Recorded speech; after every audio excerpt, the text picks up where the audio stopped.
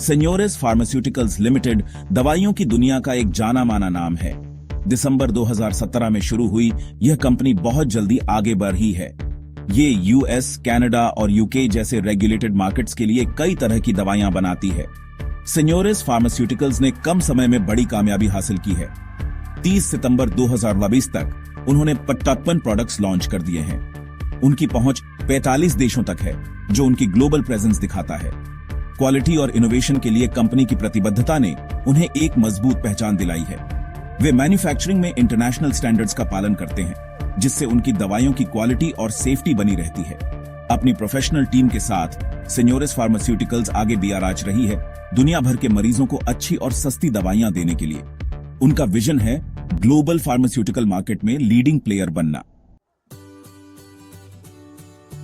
सेन्योरिस pharmaceuticals का focus खास markets पर है। वे यूएस, कनाडा और यूके जैसे रेगुलेटेड मार्केट्स को टारगेट करते हैं, जहां नियम कानून अच्छे से डिफाइंड हैं और क्वालिटी स्टैंडर्ड्स हाई हैं। रेगुलेटेड मार्केट्स के अलावा सेन्योरिस फार्मास्यूटिकल्स इमर्जिंग मार्केट्स को भी केटर करती है, जहां ग्रोथ की अच्छी संभावनाएं हैं और अच्छी क्वालिटी की दवाइयों की डिमांड भी आराच रही है।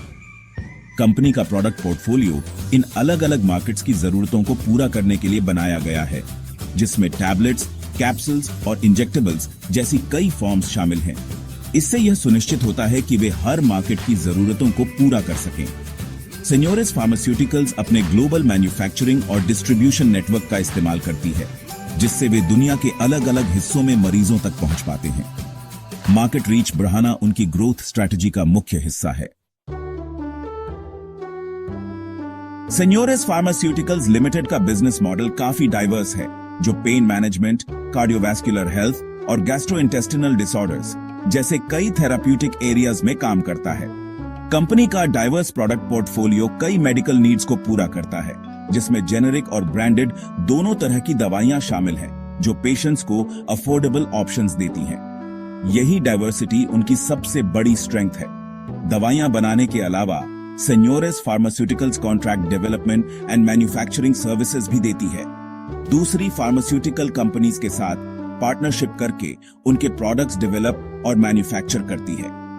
वे कॉन्ट्रैक्ट मैन्युफैक्चरिंग ऑर्गेनाइजेशन सर्विसेज भी ऑफर करते हैं, यानी वे दूसरी कंपनीज के लिए उनके ब्रांड नेम्स के तहत प्रोडक्ट्स मैन्युफैक्चर करते हैं। इससे सेन्योरिस फार्मास्यूटिकल्स अपनी मैन्युफैक्चरिंग एक्सपर्टीज का पूरा फायदा उठा पाती है। सेक्शन 4 फाइनेंशियल परफॉर्मेंस पर एक नजर। सेन्योरिस फार्मास्यूटिकल्स ने स्ट्रॉन्ग फाइनेंशियल परफॉर्मेंस दिखाई है। फाइनेंशियल ईयर 2050 में कंपनी ने 242 मिलियन रुपीस की टोटल रेवेन्यू की रिपोर्ट की। इसी पीरियड में उनका टोटल एक्सपेंस 1729.23 मिलियन रुपीस रहा। इससे profit before tax 249 million rupees और profit after tax 307.8 million rupees रहा। कंपनी ने हाल के सालों में अच्छी ग्रोथ दिखाई है। फाइनेंशियल ईयर 2020 से 2024 तक उनकी रेवेन्यू 299% की CAGR से बढ़ी है। इसी पीरियड में उनका प्रॉफिट आफ्टर टैक्स भी 476% की CAGR से बढ़ा है।